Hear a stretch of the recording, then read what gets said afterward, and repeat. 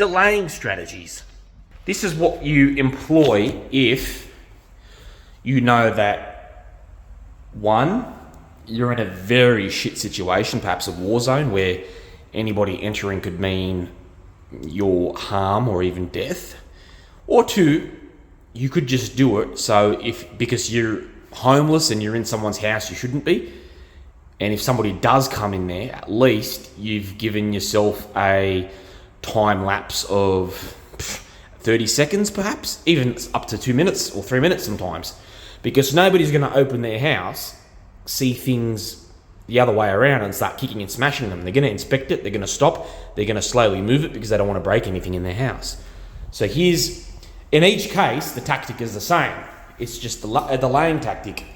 Generally, if people in a war zone will be much faster, but they're the exact same tactic. So you're doing the exact same thing, you're doing the exact same methodologies, and the only difference really is that in a situation where it's a war zone or people are very violent, they'll tend to be quicker and won't care about the obstacle. They'll probably kick it, jump over it, whatever, but it'll still delay them. Sometimes it may take longer because it's so heavy and so well done. So if you do it well, they may need a few minutes, if you can do it that well. For instance, if there's some screws around, some spare timber, you could start, timbering this to that, and really rigging something together that stops people from coming in so easily. And then perhaps you could even start timbering here and there, just to be an idiot. Not to be an idiot, but to be a cunt. So they have to break it again. You get what I mean. And then to even reinforce that, you might wedge something from there to there so it doesn't break easy. The options are really endless, but I'm going to give you the lowdown on this strategy because, again, I'll make it clear, it doesn't matter what survival situation you're in within an urban survival situation, the scope is entirely the same. The strategy is always the same. The methodology is always the same. You've just got to understand there's a slightly different dynamics in terms of rushedness and carelessness, because a homeowner or a landowner or whatever house you're in will be a bit more careful and slowly. Whereas in a situation that's generally deteriorating and very bad, and people are going into a place that's not theirs too, they really don't give a fuck. So take that into consideration, but don't let it confuse you in terms of how you employ the tactic, because in each situation, you should do the exact same thing. Try to delay people coming in the house from a particular entry point as much as possible. So when you do an analysis, it's pretty clear where all the entry points are. There,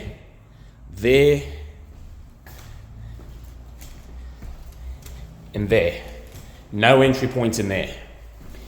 So some windows, but no entry points.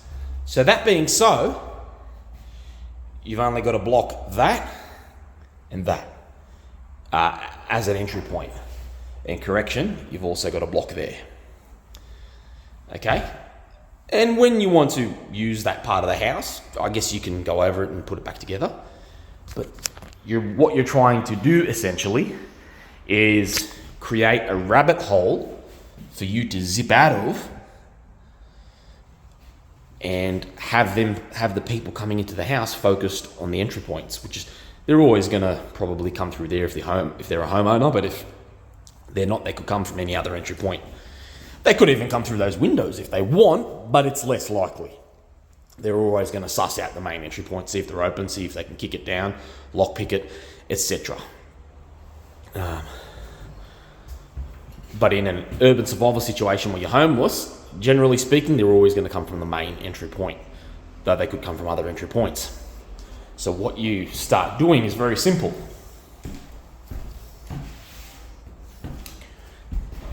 Fuck, this is heavy. Wow. I'm surprised I can lift it with one hand. This is that's an old fucking fireplace thing. So putting that there is going to require not superhuman strength, but you've got to understand I, with one arm, can pull 100 kilo dumbbells, and that's not a fucking joke. So you would need 2 arms for that, and that would still probably be heavy for you. And that's good. You know, if you open that, I'd probably put this a bit more back, because if you manage to open that, this thing will fall over, and all you could do is step over it. So put that there.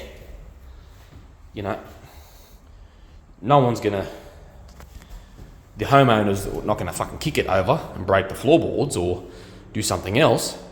It's just a general hindrance. And then to keep being a general hindrance, let's take out some drawers.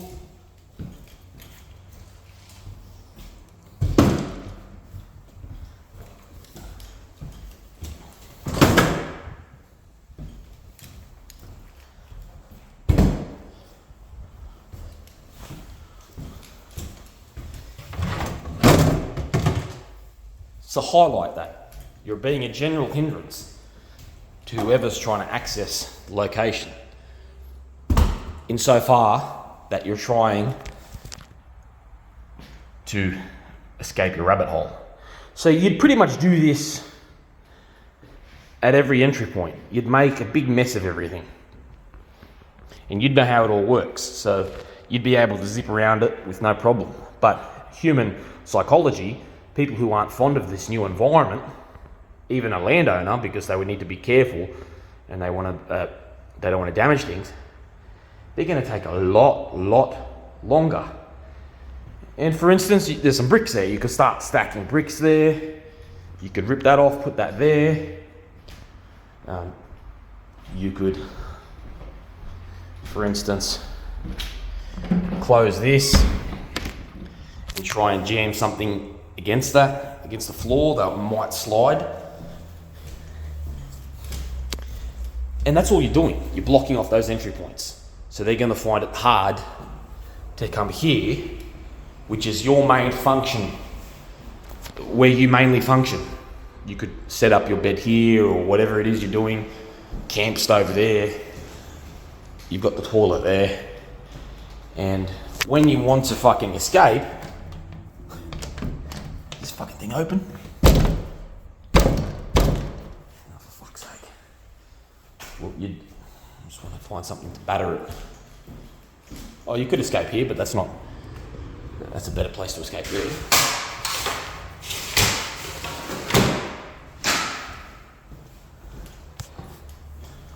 I sort of don't want to kick it right now. Hands.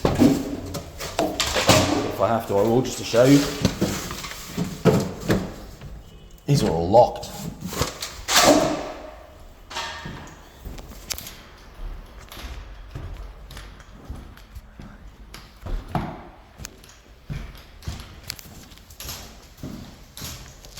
Oh, there's a key.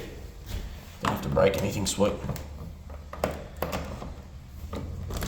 So you get my point.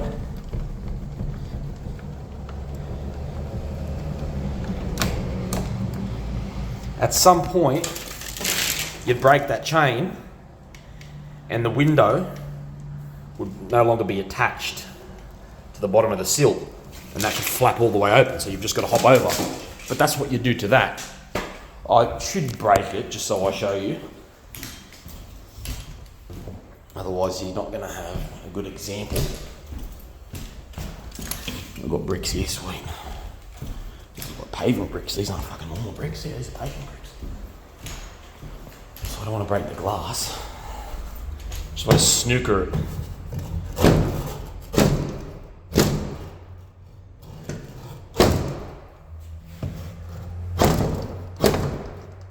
Whole frame's coming off. But I managed to disengage it from the lock.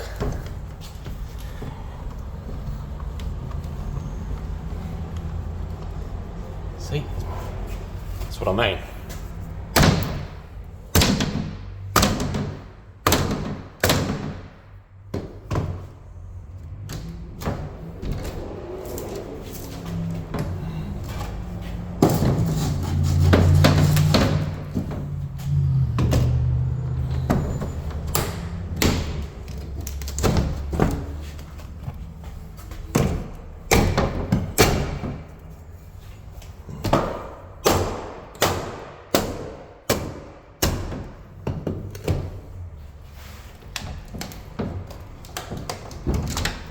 break this.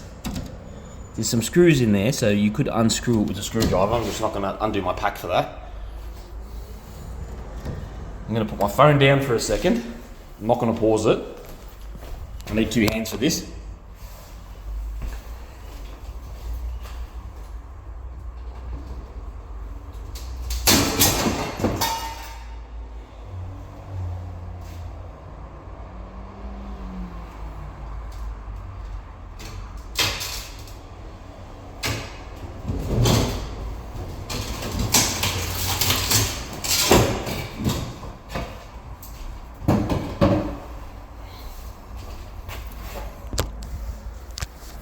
Eventually I got it open, but I would want it much cleaner. So if you had your screwdriver out, I wouldn't bash it. I'd have taken it off from there and it would have still been attached clean, not broken. But what you do from here is you've got an easy escape. You just hop on out.